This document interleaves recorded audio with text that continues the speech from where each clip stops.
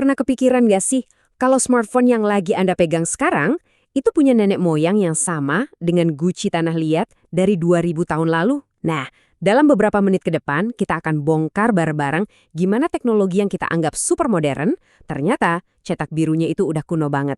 Siap-siap kaget ya? Oke, kita mulai dari pertanyaan yang paling dasar dulu deh. Kalau saya bilang teknologi modern, apa sih yang pertama kali muncul di benak Anda? Mungkin sesuatu yang apa karena semuanya serba instan? Ya kan? Kita hidup di zaman di mana informasi dari belahan dunia lain bisa kita dapatkan. Pesan bisa terkirim cuma dalam sekejap mata. Kecepatan ini rasanya modern banget.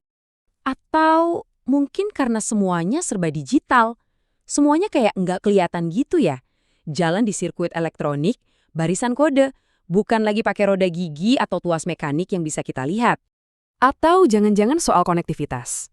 Fakta bahwa kita semua ini nyambung dalam satu jaringan global raksasa.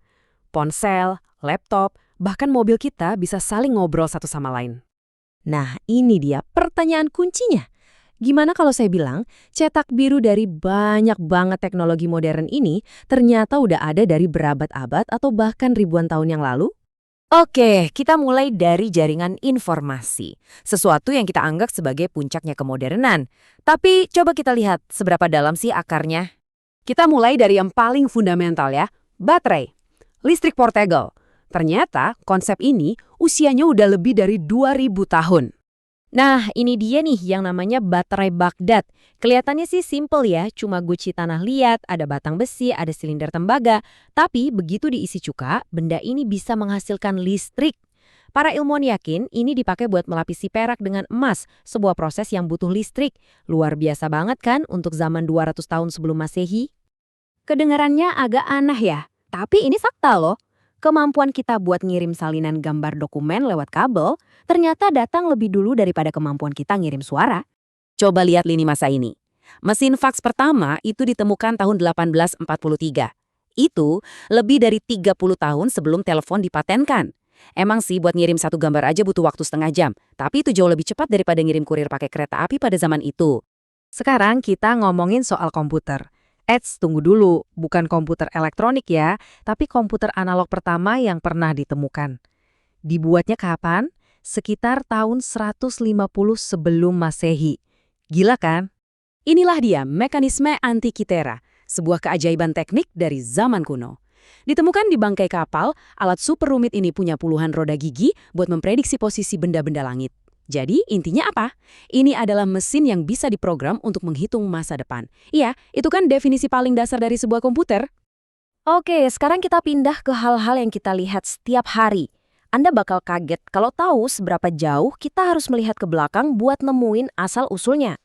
Mobil listrik itu kan kesannya teknologi masa depan banget ya. Kenyataannya, di akhir tahun 1890-an, mobil listrik itu justru jauh lebih populer daripada mobil bensin. Kenapa? Karena lebih senyap, lebih gampang dioperasikan, dan nggak perlu engkol tangan yang super berat itu. Tapi ya gitu, penemuan minyak murah dan kebutuhan jangkauan yang lebih jauh akhirnya bikin mobil bensin mendominasi sampai sekarang.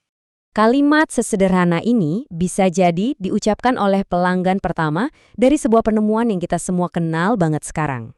Dan kalimat tadi adalah pesanan untuk mesin penjual otomatis pertama di dunia.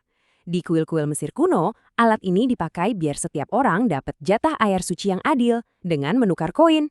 Mekanismenya simple banget. Berat koinnya membuka katup.